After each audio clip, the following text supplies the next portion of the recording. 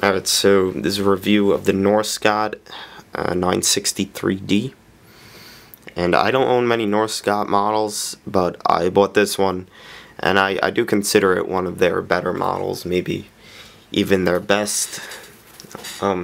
And I also like this model a lot because there's not that many track loader models made. So to have a track loader model is pretty cool. And like I said, since there aren't that many made, I think it puts us on the top 10 of Norscot that they have made in both detail and functionality. So, anyway, unfortunately, this is the tallest height that it will go to. And that really is a downfall, especially if you have a dump truck to load or something, or you want to display it like that. That really is. And the deepest they'll go is like that, which I guess really isn't that bad. It's not really that deep, but if you lower the bucket, it's pretty decent. So I think I like the digging depth better than the height. Another good thing is that the bucket, it comes back pretty far, and it also dumps very far. It actually only dumps to around right there, and then you could push it and the linkage will actually move down. But anyway, the bucket is just a straight bucket with some teeth, and it's fairly detailed. And for some reason on this model, the paint is super thin, and I like that a lot. I think that's the one problem that I don't like about Norscot models, or the paint is always super thick, and it's very glossy. Even though this is very glossy, the paint's thin, and it gives it, you know, that's still metal appearance. It doesn't look like a plastic glossy painted product. But here's the bucket. Pretty decent bucket. The back of it's got these ribs on top, which are pretty cool, and then it attaches here, which almost looks like a quick coupler, although it's not. If you pry the bucket, actually there's two pins. I guess you could make a quick coupler if you wanted. But the bottom of the bucket has wear plates, and that's pretty cool. And that's pretty much it for the bucket. Staying on the bottom of the model, on the boom you got these steps that you'd come up here to service. Over here they're also on the other side. And this review is probably not going to be that long because there's really not much to say unless I ramble on about something. But thank God they added metal tracks to this, because if they didn't, I probably wouldn't have bought it. The tracks are very nice. I know many people complained about their tracks, and I believe I got this model first in 2008 or 2007. One of the 2 years. It was probably 2008. And the tracks were terrible. I rolled them and they snapped right off. But they obviously have improved them, and they roll perfect. They won't roll on this because the surface is, it can't grip the surface, but they roll perfect. And they're pretty thin, which I normally don't like thin tracks, but they are very cool looking, I have to admit. And one good thing about them is they seem to be very to scale, and what I mean by that is they're very thin.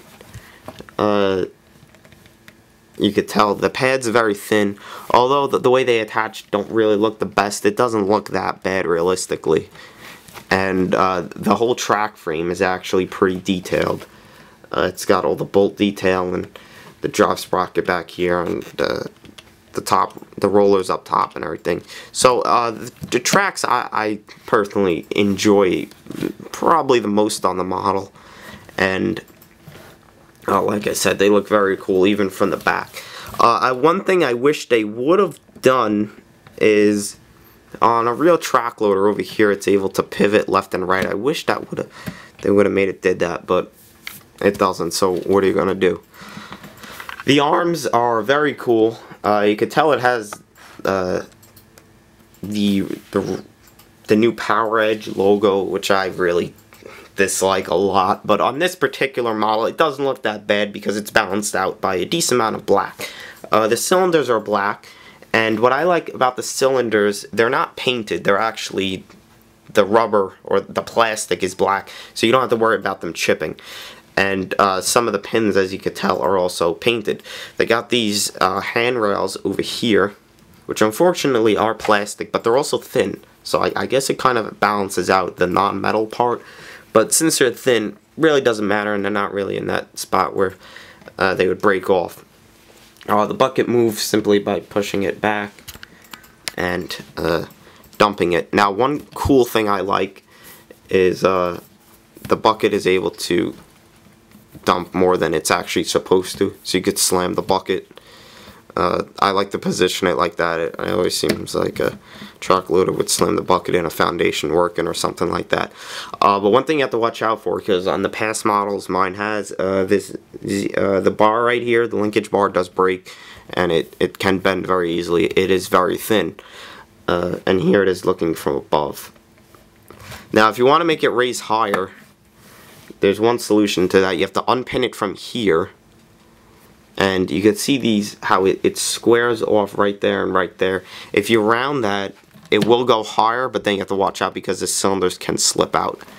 It's got this thing right here, don't know what it is, but it's there and it's plastic. And coming around to the cab.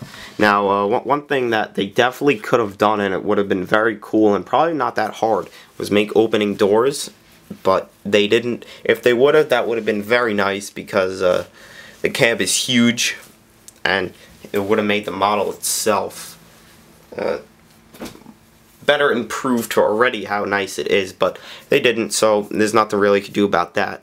All these railings and hand grabs over here, they're all plastic, but again, they're very thin, so it balances out the non-metal issue.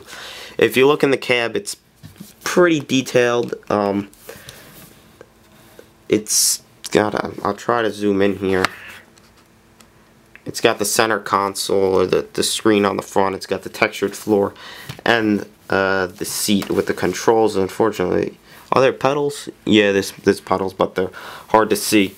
And one bad thing, and this is why I don't buy many Norscot models, is it's really no quality control because it's glue on the inside of the windshields, and you really can't get it off. It's actually, they used crazy glue, and crazy glue has the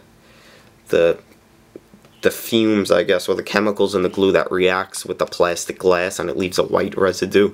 And unfortunately, that's on my model. Whatever. The model only retails for 38 bucks, so it wasn't like I spent that much money on it.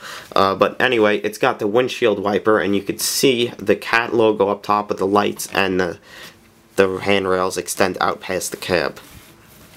The back normally would have the ripper on it, but I actually modified mine. But here's a general idea of what it would look like with the ripper. I hate the ripper on it. I do not like the ripper at all. That's my personal preference, so I took it off, and I think it makes the model look much nicer. Unfortunately, there's still those two holes. What are you gonna do? They're also on the other side. But anyway, zooming in, the back of it's actually very nice. Again, it's all plastic, but they're nice because they're small, and there actually is a decent amount of detail on the back. You could tell that there is texture on the grills right there, and there's the Acer sticker right there. The back radiator grill is also pretty decent, and I like how it's black. It blends in pretty nice. And then over here as well, bottom of the model is really nothing crazy. And that pretty much sums up the review. Now, it goes for around 40 bucks. Absolutely worth it. Even though it's not the most perfect model, you could tell I'd probably rate it a 9 out of 10. And only because it doesn't really have the opening doors, which really you don't see many models with, so it's debatable. And I give it such a high rating because of its price. It really only goes for 40 bucks. And I think that is just spectacular, because for one, there's not many track loader models out there, and two, normally when a model has metal tracks, it raises the price up a lot, and it really didn't do it on this model. It's not the biggest model out there.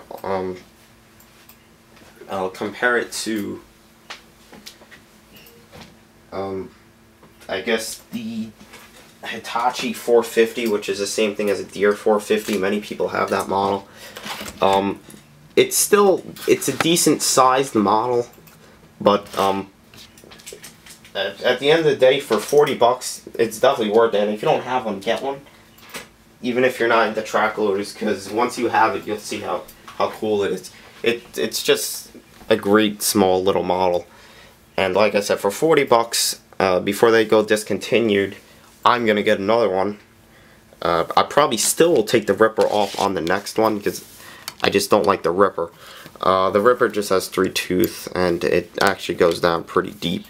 But anyway, guys, if you want to fix that one problem, you gotta make sure you grind those off. I may make a video on how to do that. But anyway, I hope you liked that review.